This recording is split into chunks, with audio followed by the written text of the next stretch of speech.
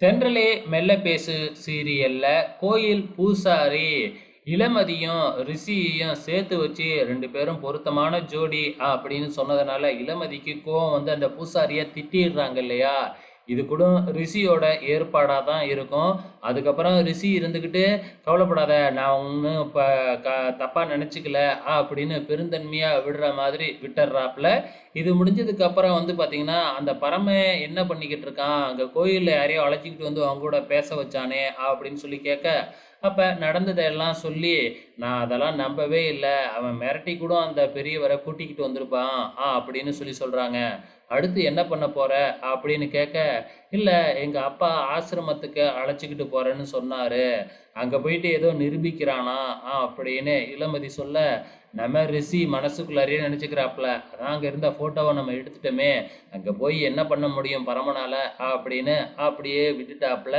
ஏதோ கல்யாணத்துல மாப்பிள்ளையோட சீப்ப ஒளிச்சு வச்சா கல்யாணம் நின்னு போயிடுங்கிற மாதிரி பண்ணி வச்சிருக்கிறாப்புல ஒரு காரியத்த.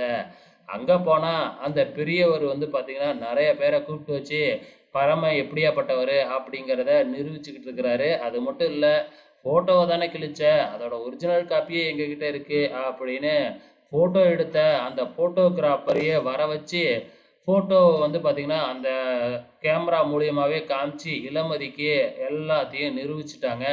இதுக்கப்புறம் இளமதி நம்பிட்டாங்க. பரம எதுவுமே பண்ணல. அவன் இங்க தான் இருந்திருக்கான் அப்படிங்கிறதையும் ஒத்துக்கிறாங்க. அப்படியே நைஸா எஸ்கேப் ஆகுறாங்க. சவால்ல எங்க அவன் கேட்ற போறானோ அப்படின்னு சொல்லி. ஆனா நம்ம பரம சுதாரிச்சுக்கிட்டு, "நீ சவால் விட்ட மாதிரி நான் ஜெயிச்சுட்டேன். இன்னையிலிருந்து 3 நாள் நான் சொல்றத தான் நான் கேட்கணும்" அப்படிங்கிற மாதிரி இளமதிய வச்சு செய்ய ஆரம்பிச்சுட்டாப்புல. இங்க துணிக்கடையில துணிலாம் மடிச்சுக்கிட்டு இருக்கும்பொழுது ரிஷி ஃபோன் பண்றாப்புல. நம்ம பரம ஃபோனே எடுக்கக்கூடாது அப்படின்னு சொல்லிட்டு, ரிஷியோட ஃபோனே அதாவது நம்பரையே பிளாக் பண்ணிடுறாப்புல. அதுக்கப்புறம் இளமதிய கூப்பிட்டு, "நீ போய் என் உயரத்துக்கு ஒரு வாழை இலை வாங்கி, நான் என்னலாம் சொல்றேனோ அதெல்லாம் சமைச்சு வையி" அப்படின்னு சொல்லிட்டு விதவிதமா மெனுவ குடுத்தர்றாப்புல. இதுக்கப்புறம் என்ன நடக்குது? "கவலைப்படாத, இதுக்கு தேவையான எல்லாத்தையுமே நானே வாங்கி குடுத்துர்றேன். இப்பதான் நீங்க காசுக்கு கஷ்டப்பட்டுக்கிட்டு இருக்கீங்களா? நீங்க சமைச்சு மட்டும் குடுத்தா போதும். எனக்கு வீட்டு சாப்பாடு வேணும்" அப்படின்னு சொல்லி அனுப்பி வைக்கிறாப்புல இளமதியோட அப்பாவ. அதுக்கப்புறம் அந்த ஃபோனு இளமதியோட ஃபோனு இப்ப பரமன்கிட்ட தானே இருக்கு.